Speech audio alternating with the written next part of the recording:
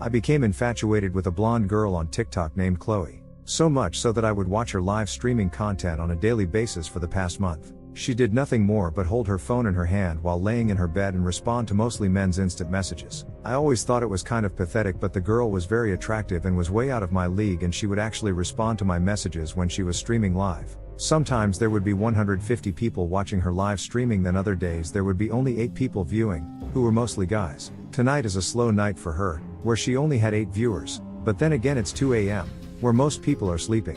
As 2:15 a.m. approached, she hit an all-time low of having only 4 viewers, which I didn't mind because then I would be the focal point of her attention. I always thought that she was alone in her room when she was streaming live. However, I just heard something deeply disturbing that wasn't meant to be heard by her viewers. I heard a male voice whisper, "Do something," where Chloe's face looked really fearful after hearing the male voice, and she said, "Come on guys, come back. What can I do to make you guys not leave?" "What do you mean?" I messaged her. "Oh, I just want everyone to have fun and keep watching me," she typed back. She couldn't get her viewers up this early in the morning, so she said, "Good night everyone." Then her live streaming was disconnected. I was a little bummed out that Chloe ended her live session, so I browsed TikTok to see if any other girls were streaming live. Then I came across another attractive blonde, whose name is Livy, so I joined her live session. She too had a low viewer count because it was so late at night. I typed in, "Hi Livy, how are you doing tonight?" "I'm fine. I'm just hanging out." "That's cool. How old are you?" "I'm 20 years old, Livy responded. Then I heard a faint male voice say, "Show more of your chest," where Livy's face went from relaxed to looking very uncomfortable fairly quick. The male voice seemed eerily similar to the voice on Chloe's live session. Livy pulled down on her dress, without exposing her nipples, which drew in more people who were casually scrolling through TikTok, and within a minute her viewer count went up significantly to the point where she couldn't answer everyone's questions. Livy looked uncomfortable exposing most of her chest. As I started to look at Livy's bedroom, where she was filming her live session from, I noticed that when she pointed her phone's camera to the ceiling that it was the same ceiling fan and unusual octantal ceiling shape as Chloe's room. I thought to myself that what are the chances that someone has the same exact ceiling fan and the same highly unusual ceiling layout? So I continued to watch Livy's live session to pick up on other characteristics of her room. Then I said, "What the hell?" out loud when I saw that Livy had the same dresser and her closet was in the same place as Chloe's. "This is the same room as Chloe's," I said out loud. Being that I'm 31 years old and older than most of the other male viewers on TikTok, I'm probably the only person who cares enough to pick up on the room similarities to the point where it's undeniably the same bedroom. I always thought these young women were just doing these live sessions for fun, while hoping to make some extra money. However, this is the first time that I thought something really sinister was going on. I thought to myself, why would Chloe leave her bedroom so another young woman could pretend that it's her bedroom to start another live streaming session?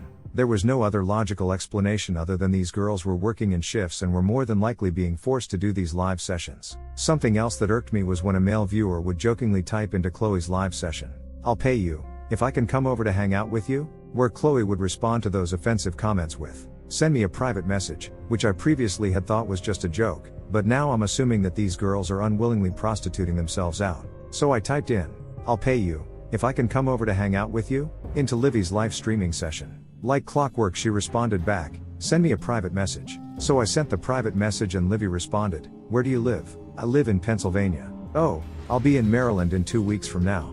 Livy messaged me back, "That's not horribly far from Pennsylvania. Can I see you if I drive to Maryland?" I responded, "Sure if the price is right lol." Livy responded, "How about $200? I think I'll be too busy when I visit Maryland to see you."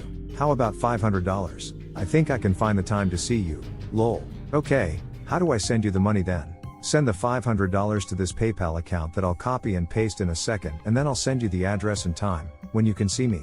Once again, I thought this conduct was really unusual, and I doubted that the person who I sent the private message to was actually Livy, but was more than likely that guy who I heard in the background. I thought to myself, $500 is a good amount of money, but is also a figure that most young men could come up with. The most obvious thing to do was wait until Chloe came on her live session tomorrow and ask her the same question of, "Can I come see you?" I woke up the next day and went to work, then I came home and waited for Chloe to come on.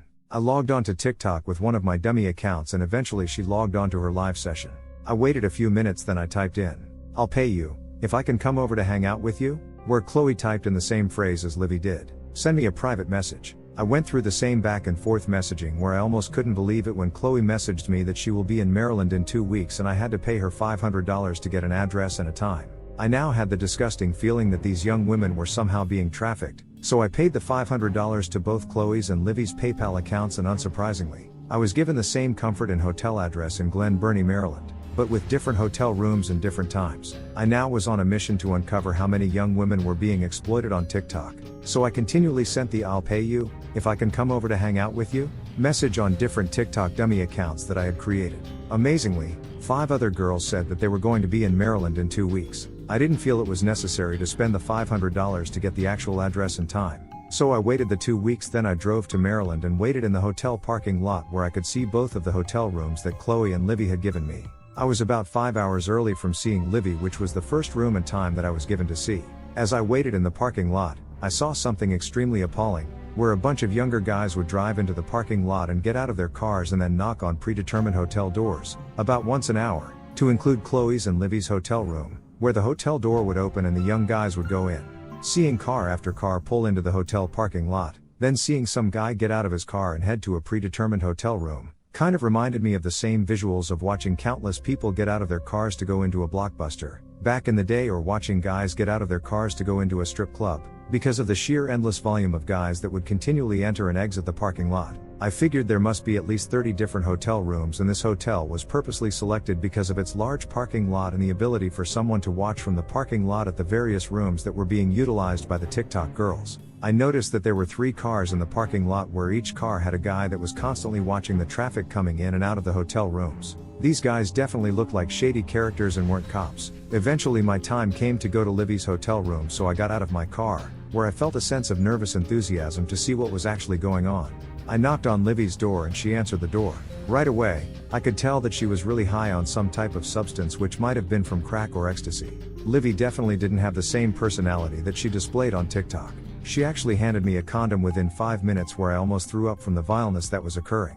Livy was so out of it that I couldn't even hold a conversation with her, and I could tell that she was brainwashed not to ask for help or anything along those lines. I saw enough of what I needed to see and I gave the condom back to her. Then I went back to my car. I felt a complete sense of disgust and sleaziness come over me, where I couldn't even get out of my car 2 hours later to see Chloe during my assigned time.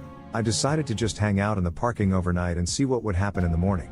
The next morning at about 8 a.m. a large commercial Marts passenger bus pulled into the driveway, which woke me up from my dead sleep. At about 8:15 a.m. each TikTok girl was being pushed out of her hotel room by some unknown guy who went from room to room. At about 9 a.m., I saw about 50 girls get onto the bus, which nearly made me throw up. Then the bus pulled away and I decided to follow the bus. The bus eventually got onto Interstate I-80 West and it just kept driving and driving, where I almost fell asleep behind the wheel. I tried to stay far away back from the bus so the driver wouldn't know that I was following it, and I had to get gas at the same time, which I used the same caution and fueled up away from the bus. After almost 20 hours of painstaking driving, the bus got off I-80 and stopped in this hole-in-the-wall town in Wyoming called Rock Springs. The bus drove outside of the town and into this large compound that reminded me of the David Koresh compound that the authorities tried to overtake in Waco, Texas. I didn't pull into the compound for fear of my own life, so I just took down the coordinates and then went back to the town of Rock Springs, where I pulled into a gas station. Because of the magnitude that was going on in that compound,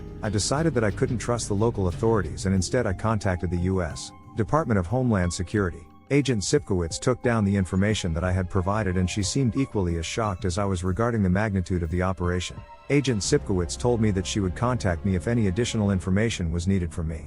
The next day Chloe and Livy didn't log on to their TikTok Live accounts, so I typed Rock Springs into Google's recent news stories and I saw a story about an overnight raid that had occurred, where I saw the photo of the compound in Rock Springs and the title read, "A potential human trafficking operation was uncovered."